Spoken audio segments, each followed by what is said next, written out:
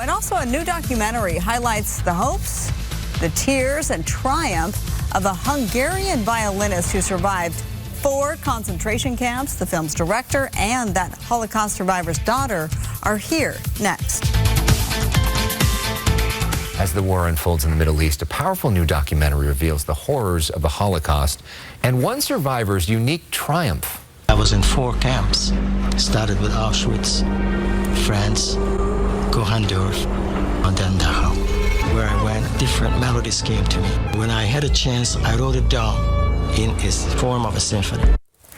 The Symphony of the Holocaust tells the story of Hungarian violinist and Holocaust survivor Shony Alex Braun. The film just completed its Oscar-qualifying run at the Laemmle Town Center 5 in Encino before a streaming release scheduled for January. With more on the Symphony of the Holocaust, I'm joined by the film's director, Greg DeHart, and Shony Braun's daughter, Dinah Griffin. Welcome to you both. Thank you. Great to be here. Thanks for having us. Who is your dad? People that didn't know. Well, my dad was a hero to me, and he was a concert violinist and composer. He was a child prodigy. He wrote the Symphony of the Holocaust, and he debuted it here in Los Angeles in 1988, but he wrote it while he was in the Holocaust, obviously not on paper, but in his head. And then many years later, he put it to paper where it became a reality. And where did you first hear about this story? Why did you want to tell this story? Yeah, I was working with the Los Angeles Jewish Symphony. Dr. Noreen Green told me about this. She said Symphony of the Holocaust, and my ears perked up. It's a very provocative title. And I started to dig into it, and I called Dinah, and we were off and running. It's just an amazing story, but about an amazing man. And your dad had a dream, right? He did. So his dream, and my mom's, was to one day go back and play his symphony at Auschwitz, at Birkenau, at the gates, where such evil had taken place, and make something beautiful come of it, or make something good happen there.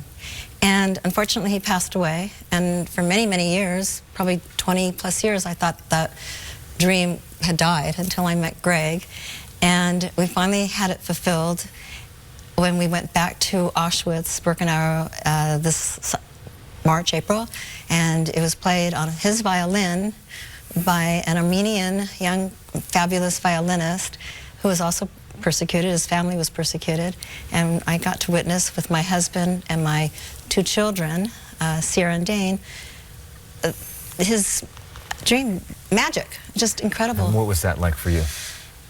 Well, it was very emotional, and if anybody sees the documentary, I was very emotional through the whole thing. It's bittersweet.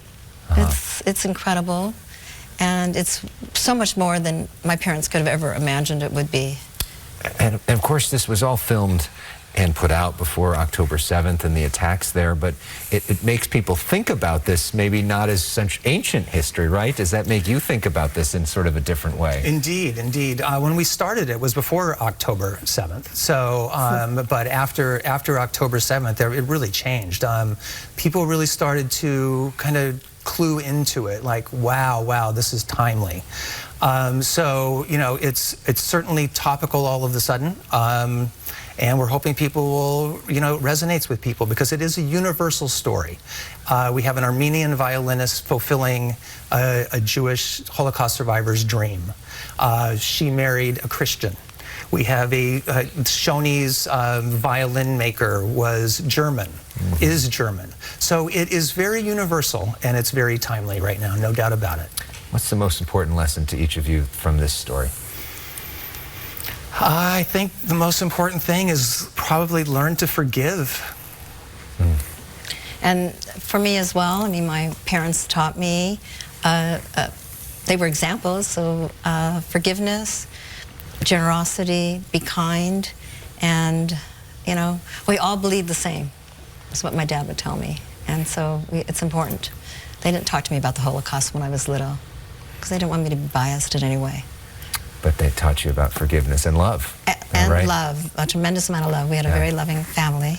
Yeah. So Well, what a beautiful thing. Thank you for this gift as well. People can check this out. It's available now for Academy members.